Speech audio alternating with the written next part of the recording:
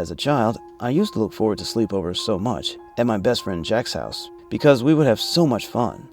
His parents, unlike mine, were not too strict with us, and they would let us play video games for as long as we wanted. But my love and anticipation for sleepovers ended after I had the most awful and terrifying experience at Jack's new house.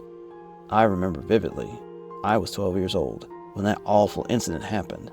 Before I had that terrifying sleepover experience, I had many sleepovers at Jack's old house.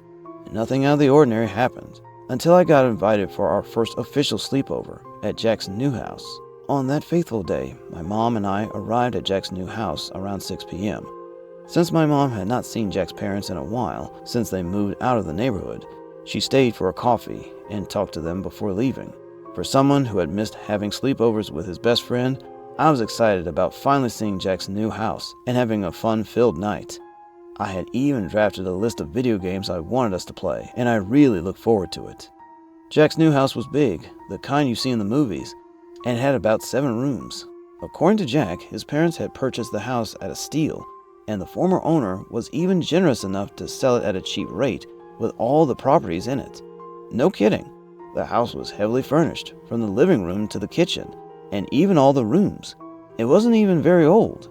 I think it should have been around 40 to 50 years old, and most of the furniture was still in pretty good shape.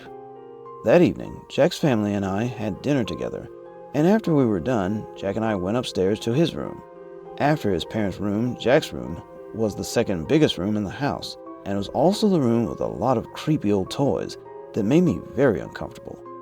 I'm talking about toys with weird smiling clown faces, creepy girl dolls, and smiling monkeys that appear to be staring deep into your soul. Because I couldn't shake off the uncomfortable feeling those toys gave me, I asked Jack to lock up the creepy toys in his wardrobe, and he did just that.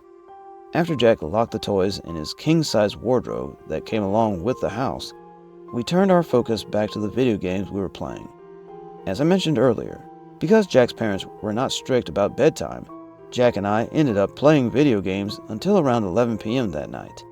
We didn't even realize how loud the video game was until we turned off the TV.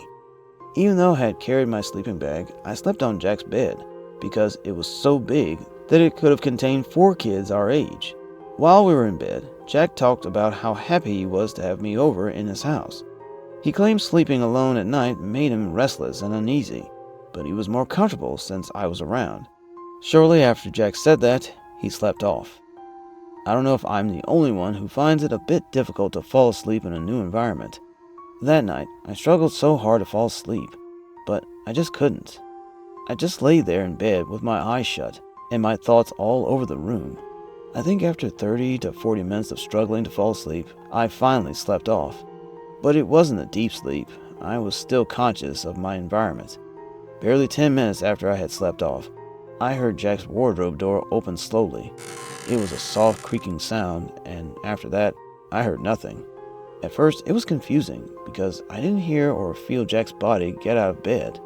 To confirm what I had heard, I turned on the lamp beside the bed, and to my great surprise, I saw the same creepy clown toy that Jack had locked inside his wardrobe sitting on a table. I could tell it was the same toy because it gave me the same creepy and uncomfortable feeling. Also, before Jack and I went to bed, I could swear there was no toy on that table, so it was quite obvious something weird was going on.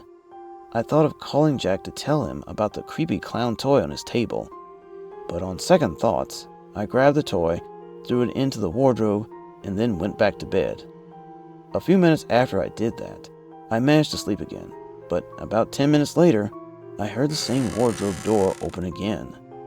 The first time, I wasn't really spooked, but the second time, I was. I turned on the lights again, and I saw the same creepy clown toy, but this time around, it had managed to get on Jack's bed. In my entire childhood or early teenage years, I had never been so terrified as I was that night. Somehow, my body movement on the bed woke Jack up, and I told him everything that had happened. Thank God Jack believed me. Without asking any questions, Jack picked up the creepy clown toy from his bed, threw it out of his room, and then asked me to go back to bed. I'll be honest, after seeing that creepy clown toy come out of the wardrobe twice, I couldn't get any sleep. Jack managed to sleep off again, but I lay in bed trying to wrap my head around what had just happened. Somehow, I felt relieved that Jack had gotten rid of the toy for good, but I was wrong. Around 2:30 p.m., after Jack threw the creepy clown out of his room, I was still awake when I heard Jack's room door open and close almost immediately. I knew it wasn't his parents because I didn't hear any footsteps approaching the door or after the door opened and closed. Immediately after I heard that, I tapped and woke Jack from his sleep. Then I turned on the lights. Before Jack and I could realize what was happening, we saw that same creepy clown toy on his bed again. It was almost like someone was playing a game with us, and at that point, it had gotten to us. Unsure of what to do, Jack screamed, "Mom! Dad!"